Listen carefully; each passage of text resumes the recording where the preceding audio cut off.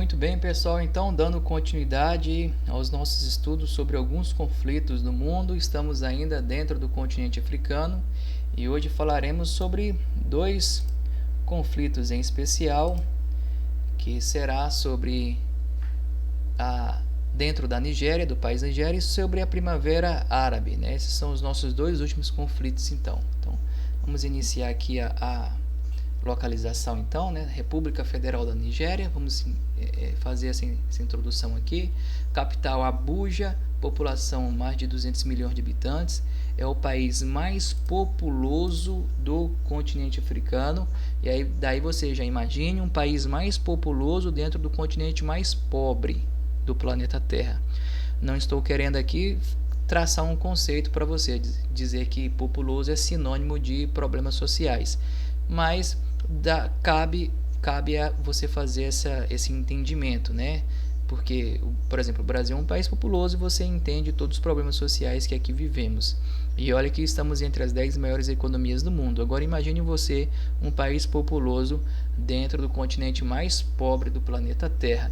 Extensão territorial de 923 mil km², idioma predominante inglês e a moeda naira, né?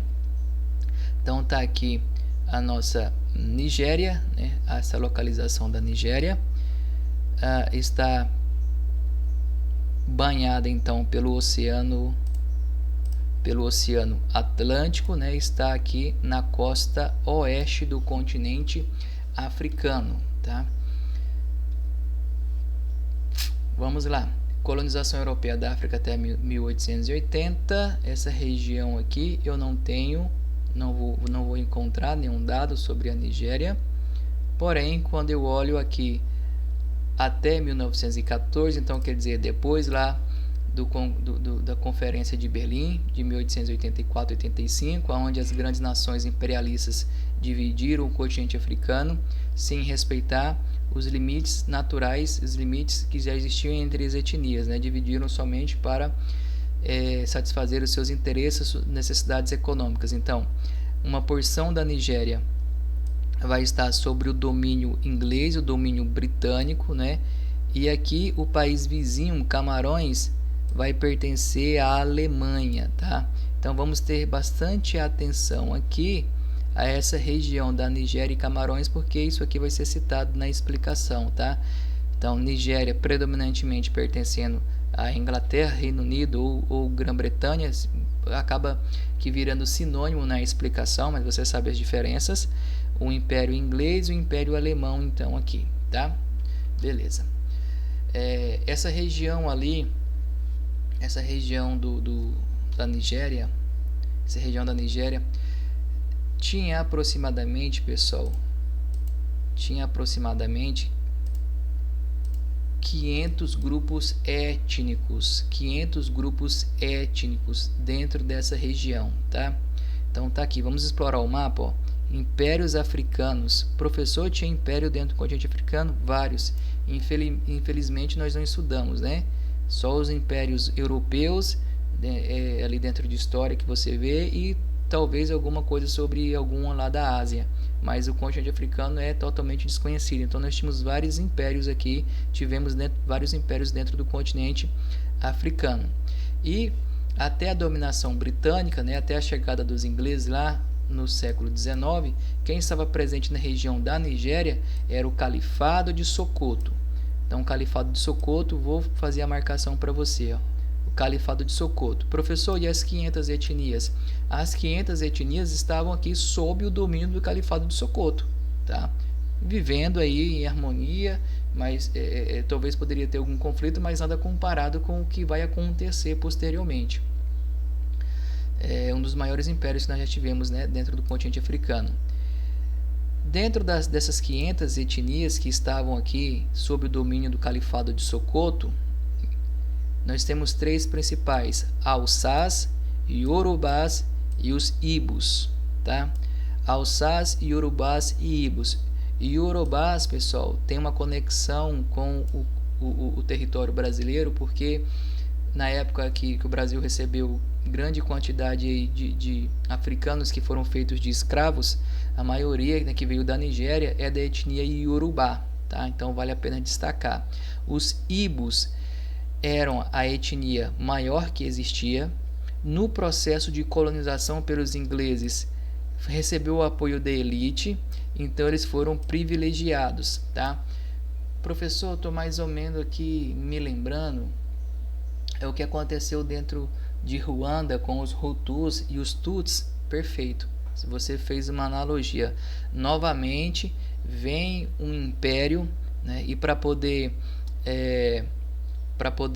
dominar aquela região, ele pega aquela etnia que ele entende ser a maior ou melhor, ou ser mais afeiçoada, ou ter um perfil mais aproximado do europeu, e dá poderes e dá privilégio. O que isso provoca? O que isso provocou dentro de Ruanda? Provocou inveja, desavença, provocou ódio, porque você está no poder, você acabava humilhando aquelas outras etnias. Então, o avanço do Império Britânico provocou o enfraquecimento da estrutura do Califado de Sokoto. Aí você deve estar se pensando, professor, mas como?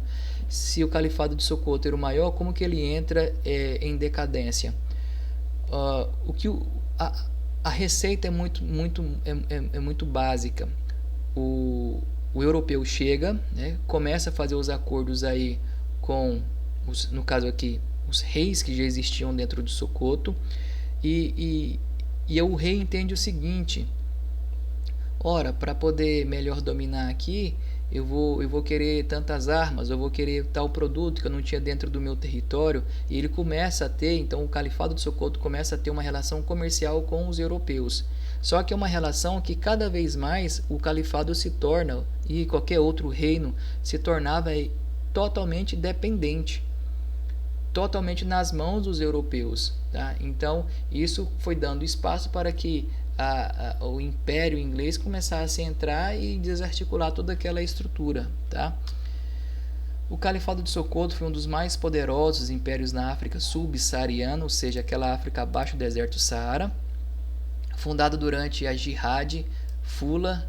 Jihad, lembra que o jihadismo ele é entendido como guerra santa, tá? É na época principalmente do expansionismo árabe islâmico.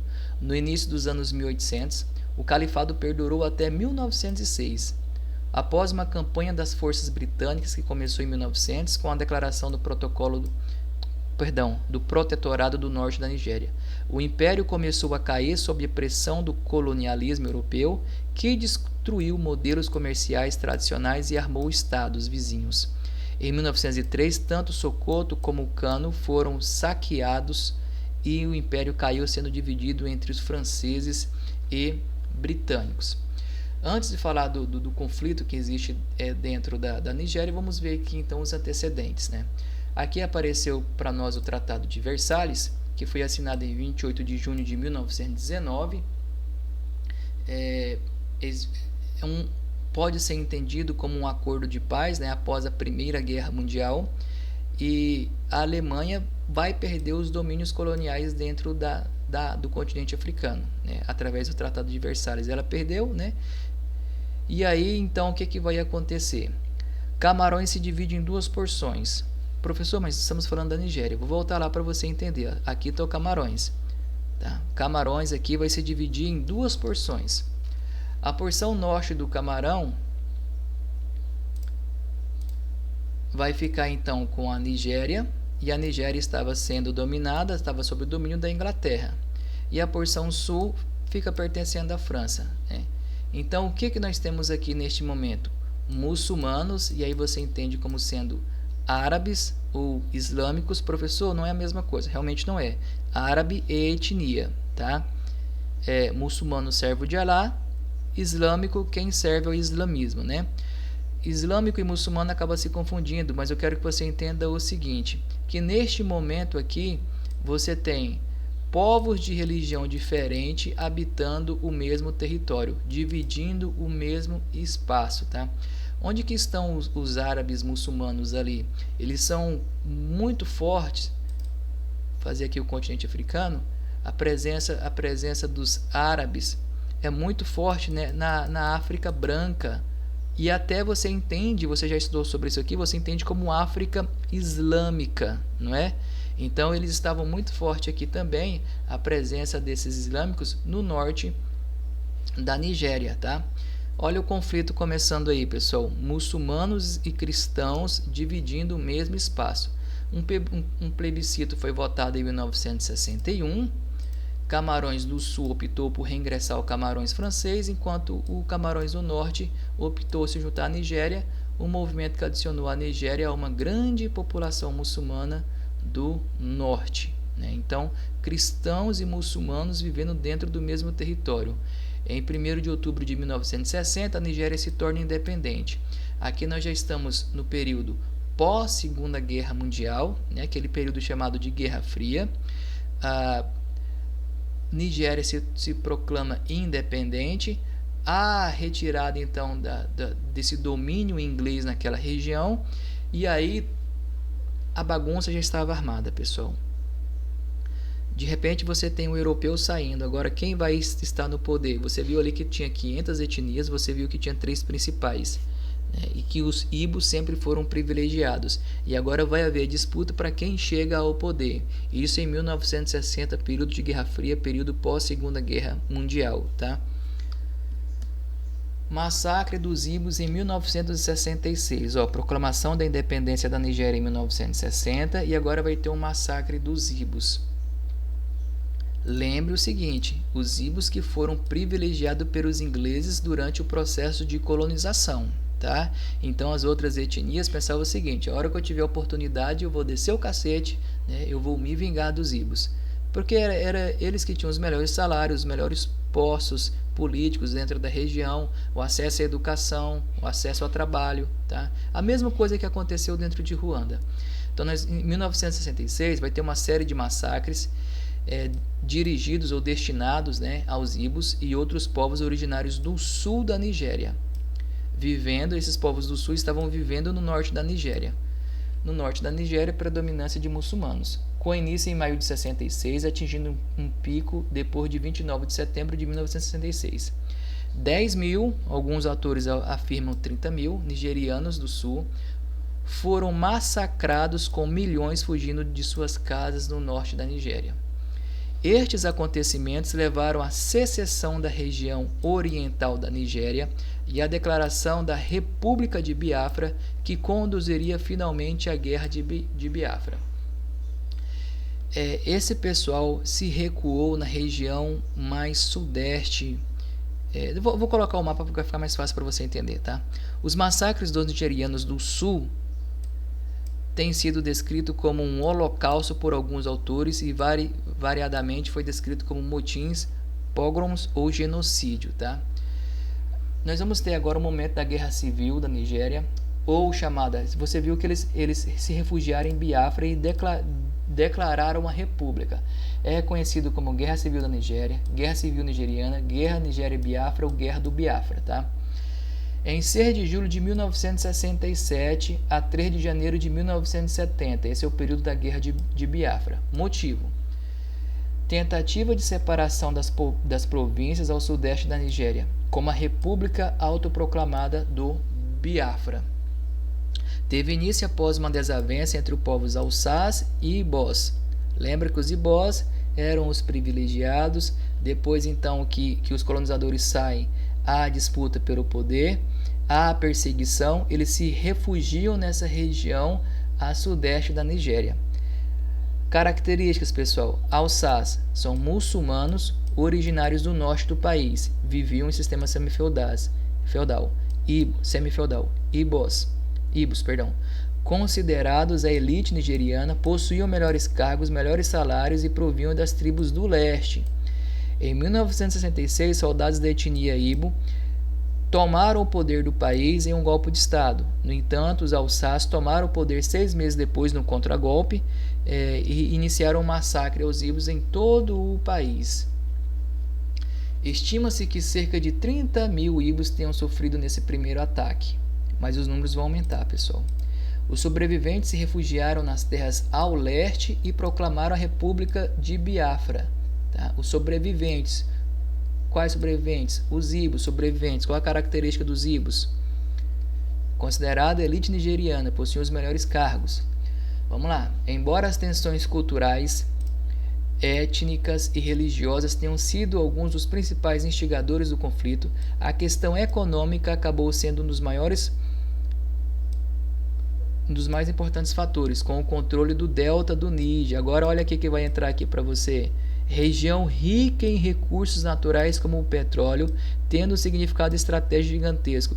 Ora, imagine aí, nós estamos caçando, matando os ibos e de repente eles vão se refugiar na região mais rica do meu território e vai proclamar uma república, a República de Biafra, e isso vai ficar de graça? Nananina não, pessoal. Então vai acontecer o massacre dos ibos. Eles foram perseguidos, eles estavam lá no norte, eles foram perseguidos. Se refugiaram onde? Na região do delta do Níger. É onde você tem grandes reservas de petróleo. Inclusive a Nigéria, ela faz parte da OPEP, da Organização dos Países Exportadores de Petróleo. Com apenas um ano de guerra, tropas do governo federal nigeriano tinham Biafra completamente sob o cerco, capturando as instalações de petróleo da costa e a cidade de Port Harcourt. Com o conflito se alastrando num impasse, o bloqueio imposto pelo governo nigeriano levou a uma fome em massa. Durante a guerra, mais de 100 mil baixas foram reportadas entre forças militares devido à inanição, quer dizer, a falta de nutrientes para o organismo, com entre 500 mil e 2 milhões de civis da região de Biafra morrendo devido à falta de comida. Por isso que se fala em novo holocausto, tá? Ou genocídio. Em meados, ou etnocídio, né? Poderia ser também, em meados de 1968, com a imagem de crianças malnutridas sofrendo com a fome chegar às mídias ocidentais. Na década de 60, a televisão já estava bombando, então o mundo acompanhou, quando eu falo o mundo, é principalmente o mundo ocidental, o mundo acompanhou a guerra de Biafra, pessoal, com mais de 1 milhão de mortos. Tem um evento curioso aqui, em que o Santos, o time de Pelé, né, vai fazer uma partida lá, e aí a guerra praticamente para assistirem esse jogo, e o Santos ganha de 2-1. A comunidade internacional se dividiu com relação ao conflito. Olha que interessante. Os Estados Unidos, o Reino Unido e a União Soviética apoiavam o governo central nigeriano. França, Israel e China, a República de Biafra. A guerra acabou em 1970 após uma ofensiva de 3 semanas do exército nigeriano. O presidente Biafra, Odemegu, partiu para o exílio e a resistência armada se desfez após a tomada de Ori por tropas nigerianas. Deixa eu mostrar para vocês aqui então que os ibos eles vão se refugiar nessa região aqui, pessoal. Essa região é riquíssima em petróleo aqui, ó. Delta do Níger, o Níger do Delta. Aqui está a região.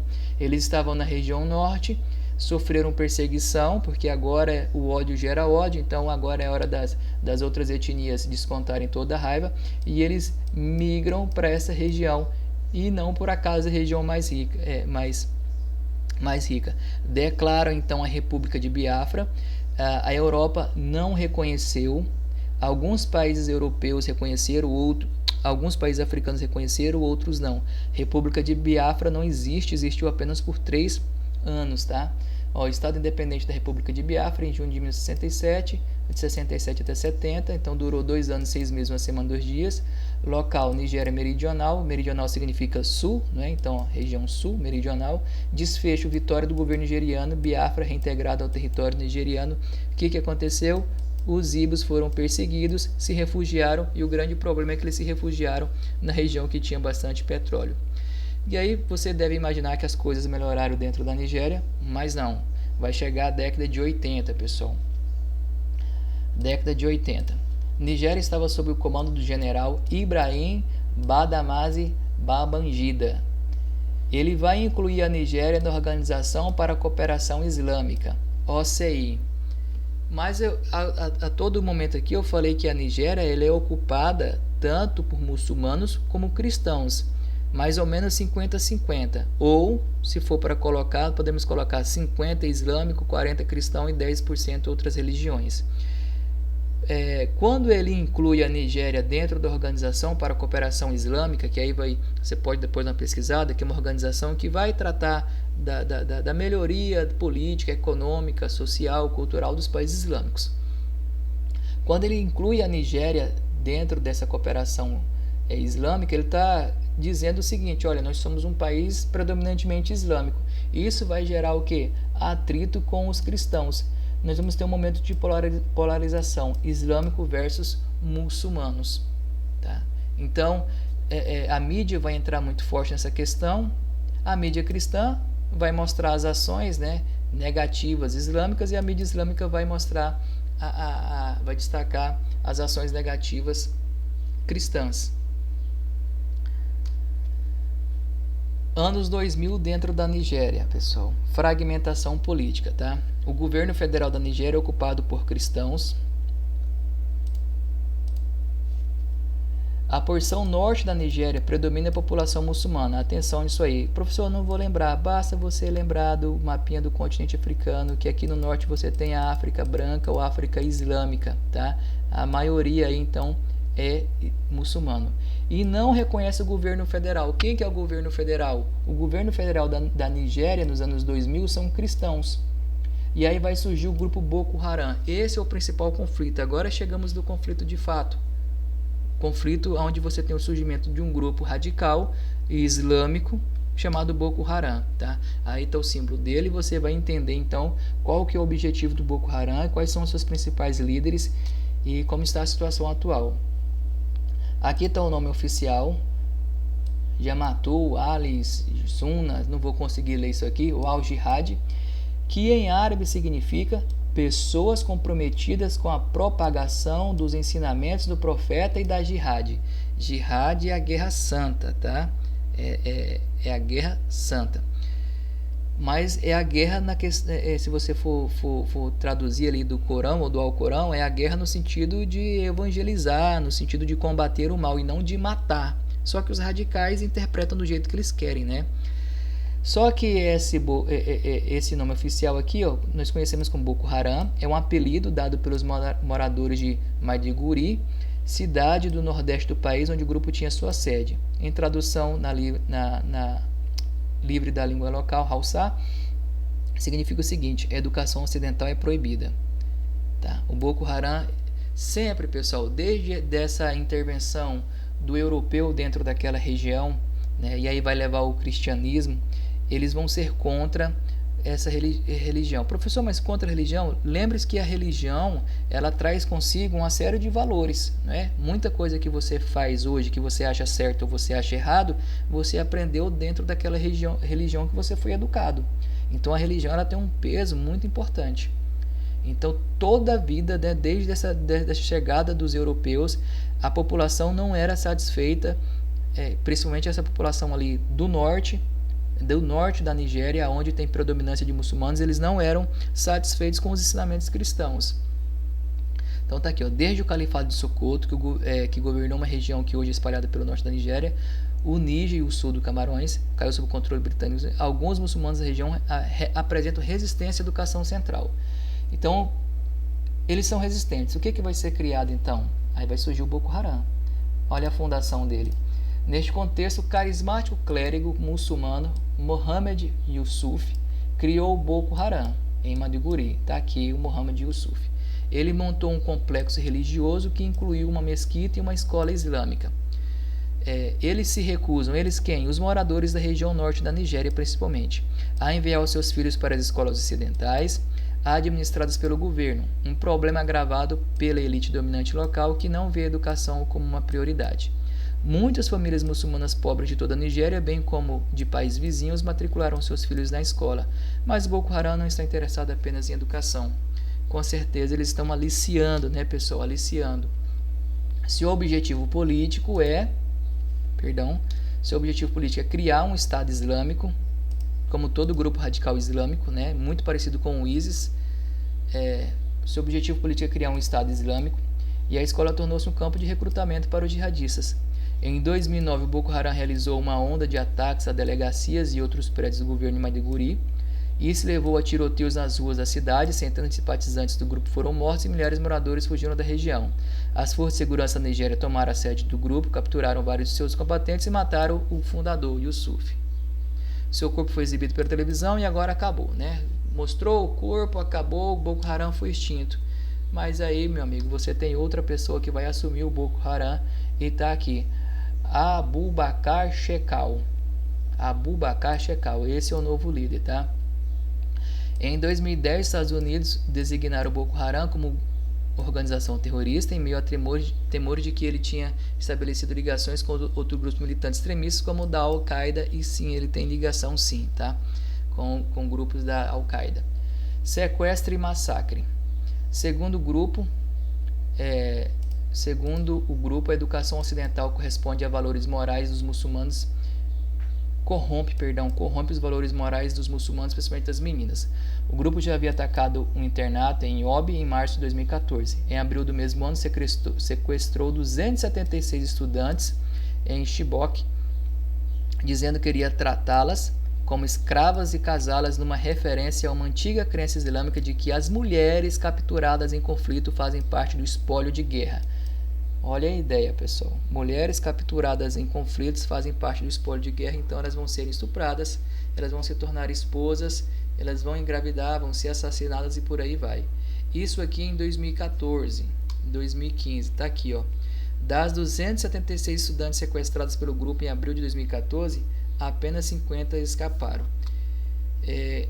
Só para você recordar, talvez você nunca ouviu falar do Boko Haram, mas o mundo, infelizmente, como eu falo, existe os defuntos que merecem choro e outros não, né? E quando é um europeu, e aqui eu não estou querendo fazer juízo de valor, comparar, todas as vidas são importantes. Mas esse atentado aqui em 2014, 2015, 2014, estava tendo atacado lá ao jornal Charlie Hebdo. E aí na rede social colocaram lá, né? Muita gente trocou o perfil lá do Facebook, somos todos Charlie Hebdo e não sei o que, e o mundo se comoveu. E dentro da Nigéria? Por que ninguém se comove dentro da Nigéria? Por que ninguém se comove a esses conflitos que existem dentro do continente africano? Porque o mundo é capitalista, né? E esse conflito aqui, vou até desenhar de novo, não vou desenhar não, vou voltar lá no mapa para você ver. O Boko Haram, ele atua na região norte da Nigéria. E onde é que está as reservas de petróleo? Onde estão as reservas de petróleo? Na região sul da Nigéria. Talvez se o conflito fosse aqui e interferisse na questão da produção do petróleo, talvez o mundo se interessaria, né? Mas é no norte da Nigéria, né? Não tem problema. Aqui eu tenho para vocês uma ordem cronológica de algumas atuações, tá? Em 2015, Boko Haram sequestrou 2.000 mulheres desde 2014, diz Anistia. Imagem de vídeo divulgada pelo Boko Haram mostra meninas com vestes islâmicas rezando ao ar livre. Jovens seriam sequestradas em abril de 2014 em Chibok. Tá aí. Sequestro de... isso aqui já foi lido. Vamos na sequência.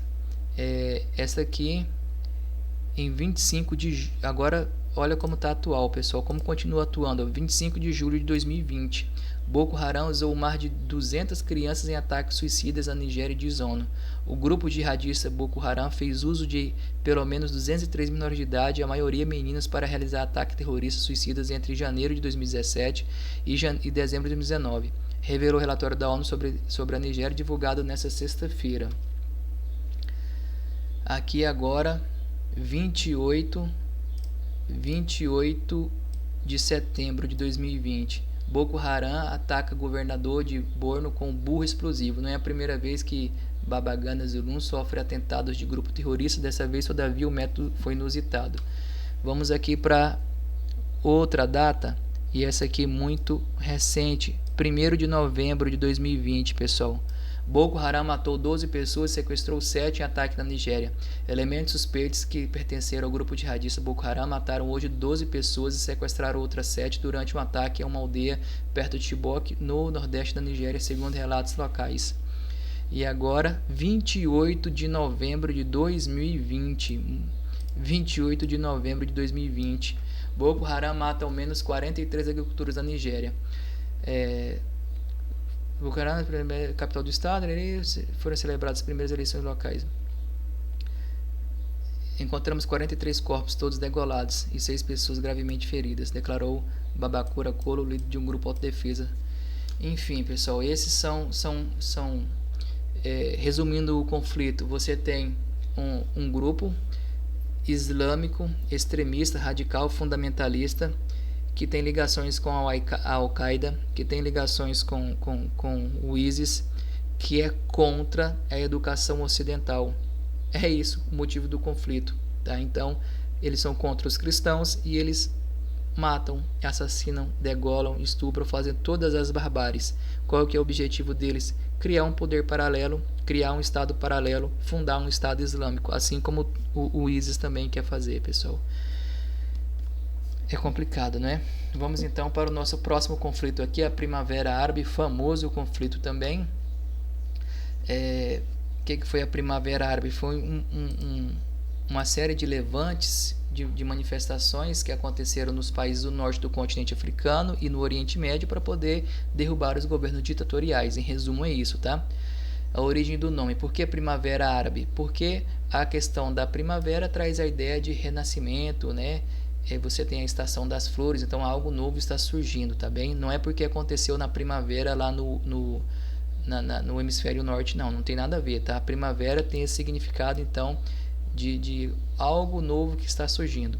Começou no final de 2010, no final de 2010, dezembro de 2010, por exemplo, é verão aqui no hemisfério sul e inverno no hemisfério norte, então não tem nada a ver com a estação do ano. Apenas uma analogia à estação que as coisas ficam mais bonitas. Se tornando mais evidente em 2011, protestos espontâneos de rua, mas acabaram violentos em alguns países. É considerado levante revolta popular contra o governo ditatorial, isso aqui eu já falei, tá? Tanto na África como no Oriente Médio. Então nós temos aqui uma arte bem bacana que vai falar como foi. Ó. Começou na Tunísia, tá, pessoal? Governo derrubado na Tunísia, na Líbia, no Egito, no Iêmen. 1, 2, 3, 4, é muito pouco, né? 4 países só que conseguiram derrubar governos ditatoriais. Aqui em Marrocos, desordem civil, protestos e mudanças governamentais, desordem civil sustentada, grandes protestos na Argélia, protestos menores, protestos fora do mundo árabe. Tá, vamos lá. Causas: desemprego, né, governos ditatoriais, desemprego, alto nível de corrupção por parte dos dirigentes da sociedade, falta de liberdade política e de expressão, população jovem, educada e antenada às novidades políticas do mundo, né? Eles começam a perceber que os outros países que têm democracia, as pessoas vivem melhor do que eles que estão no governo ditatorial, percepção de isolacionismo e desprezo da elite do país. Dentro do continente africano ocorreu na região do Maghreb, e essa palavra Maghreb significa onde o sol se põe. Por que onde o sol se põe? No antigo mundo, vamos lá fazer aqui de novo, continente africano. Aqui você tem a Europa, né, continente europeu, tal. Do outro lado aqui você tem o Oriente Médio, continente asiático, né, e aqui você tem, por exemplo, a Índia. Então era isso que eles conheciam, né, no antigo mundo. Então por que fala onde o sol se põe? Sol nascente na porção mais leste, na porção mais oeste que eles conheciam aqui do continente africano da Europa, onde o sol se põe. Ainda não conheciam aqui o novo mundo, que depois foi chamado de continente americano, né?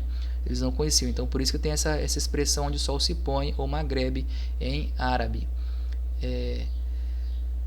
Corresponde a já falei dos países aqui, vamos lá. Primavera Árabe dentro da Tunísia. Pessoal, agora nós vamos ver o que aconteceu dentro de cada país de maneira rápida e resumida. De maneira geral, Primavera Árabe foi um levante feito pela população para derrubar governos ditatoriais, tá? Então a Tunísia foi o primeiro país onde iniciou a Primavera Árabe e lá foi também chamada de Revolução de Jasmim. Motivo: descontentamento da população com o regime ditatorial. Olha aqui o que aconteceu. Um jovem vendedor ambulante, ele tinha 26 anos, se não me engano, Mohamed Bouazizi, se imolou, quer dizer, colocou fogo no próprio corpo em praça pública. Ele era um vendedor ambulante, o que chamamos aqui de camelô, e para vender seus produtos na praça, a polícia cobrava propina dele. E já estava revoltado com essa situação, e um certo dia ele resolveu colocar fogo. Agora sim, em um certo dia ele resolveu colocar fogo no próprio corpo, uma explicação muito pequena, né? Você imagina a aflição. Com certeza era ele que mantinha a sua casa. Você imagina a questão psicológica, como estava abalada para a pessoa colocar fogo no próprio corpo, o descontentamento com o governo, o descontentamento com o seu quadro social, né? Iniciou-se em 2010, encerrou em 14 de janeiro de 2011. Resultado: queda de Ben Ali, Zine El Abidine, que é conhecido como Ben Ali, após 24 anos de poder. Ele renunciou. Primeiro presidente árabe a ser deposto, na Tunísia. Aqui está o Ben Ali, tá? E ele morreu em 2019. Tá? Ele estava refugiado lá na Arábia Saudita. Essa imagem aqui, não sei se realmente é verdadeira, né? Em pesquisas pela internet eu encontrei ele colocando fogo. Ele não morre de imediato, vai morrer depois no hospital. Dentro da Líbia, lá dentro da Líbia foi conhecida então como Guerra Civil Líbia ou Revolução Líbia. Um mesmo motivo, a repressão do regime ditatorial, durou de março até agosto de 2011. Muammar Gaddafi foi assassinado pelos rebeldes após 42 anos no poder. A característica aqui que foi uma das revoluções mais sangrentas da Primavera Árabe. Houve intervenção da Organização do Tratado Atlântico Norte, comandados principalmente pela frente da União Europeia. Está aí o Muammar Gaddafi, que foi assassinado em 2011. Dentro do Egito, também denominado de Dias de Fúria, Revolução de Lótus ou Revolução do Nilo. A longa ditadura de Hosni Mubarak. Quando fazermos a aula, a explicação sobre Israel e Palestina, nós vamos falar sobre Hosni Mubarak. Período de janeiro de 2011 a fevereiro de 2011. Hosni Mubarak foi condenado à prisão perpétua após 30 anos no poder.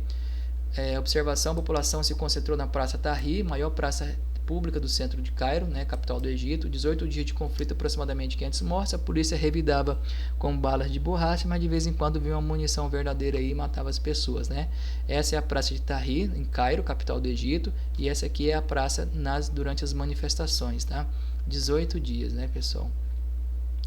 Ele faleceu agora em 2020, fevereiro de 2020, tá? O Hosni Mubarak. Dentro da Síria, a luta é pela deposição do ditador Bashar al-Assad, cuja família encontra-se no poder há 47 anos. Resultado: quase 20 mil mortos desde que o governo ditatorial decidiu reprimir os rebeldes com violência. Observação: os protestos na Síria são classificados como guerra civil pela comunidade internacional. Há certa pressão por parte da ONU e da comunidade internacional em promover a deposição da ditadura e dar um fim à guerra civil. Entretanto, as tentativas de intervenção do conflito vêm sendo frustradas pela Rússia. A Rússia apoia bastante a Síria, porque ali naquela região tem acesso ao mar Mediterrâneo e a Rússia pode usar os portos da Síria e tem dentro ali então um apoio. A Síria acaba sendo apoiada pela Rússia, que tem poder de veto no Conselho de Segurança da ONU e muito interesse em manutenção do poder de Assad. Existem indícios que o governo sírio esteja utilizando armas químicas e biológicas para combater a revolução no país. Está aí o Bashar al-Assad, nascido em 1965. Dentro do Iêmen, agora já é a Síria do Oriente Médio, né? E o Iêmen também é do Oriente Médio. Motivo: busca pelo fim da ditadura de Ali Abdullah Saleh, que durou 33 anos. Resultado: fim da ditadura, anunciada em novembro de 2011, em processo marcado para ocorrer de forma transitória, pacífica, através das eleições diretas. Olha que característica engraçada aqui, porque quem vai assumir é o vice-presidente, então é 6 por meia dúzia, né? Apesar do anúncio de uma transição pacífica, houve conflito de repressão por parte do governo. Foram registrados também alguns acordos realizados pelos rebeldes com a organização terrorista Al-Qaeda durante alguns momentos da Revolução Iemenita. Tá aí, ele foi assassinado em 2017, tá? Tá aí o Abdullah Saleh. Primavera Árabe agora dentro da Argélia, mesmo motivo, derrubada quer derrubar o governo ditatorial. As manifestações foram duramente reprimidas pelo governo com a prisão dos líderes opositores. O protesto continua, visto que o líder do governo que a população pretendia depor, Abdelaziz Bouteflika, ganhou as eleições e permanece no poder. Tá aí o rapazinho aí, né? Tá no poder ainda. Marrocos, Omã e Jordânia, mais países do Oriente Médio. Manifestações por mais liberdade e direitos. No entanto, os governos entenderam que era melhor realizar mudanças antes que a situação fugisse do controle. Resultado: Marrocos, Omã e Jordânia antecipam eleições, reformam suas constituições e gabinetes políticos, atendendo parte das reivindicações pedidas pela população. E aí, pessoal, tem o papel das redes sociais, né? Em 2011, as redes sociais foram um veículo de divulgação utilizado para as pessoas conhecerem aquele movimento. O número de usuários das redes sociais, especialmente do Facebook e Twitter, aumentou substancialmente nos países árabes por ocasião do início do movimento. Serviu para saltar a censura dos jornais, porque os jornais pertencem aos estados, né, ditatoriais, então eles não poderiam mostrar. Lembrando que não foi combinado inicialmente, começou dentro da Tunísia, eles conheceram isso através da internet, aí começaram a se empolgar em fazer essa primavera árabe, tá? Mas inicialmente não foi nada combinado, tanto é que começou com um rapaz lá de 26 anos colocando fogo no seu próprio corpo. Jornalistas e analistas, por sua vez, propagam mais velozmente seus conteúdos, né? A internet e a mídia têm um papel fundamental. Espero que você tenha entendido, então, o conflito dentro da Nigéria, o conflito o que foi a Primavera Árabe. Nosso próximo conflito e último agora é falar, então, sobre Israel e os árabes palestinos, tá? Até a próxima, pessoal.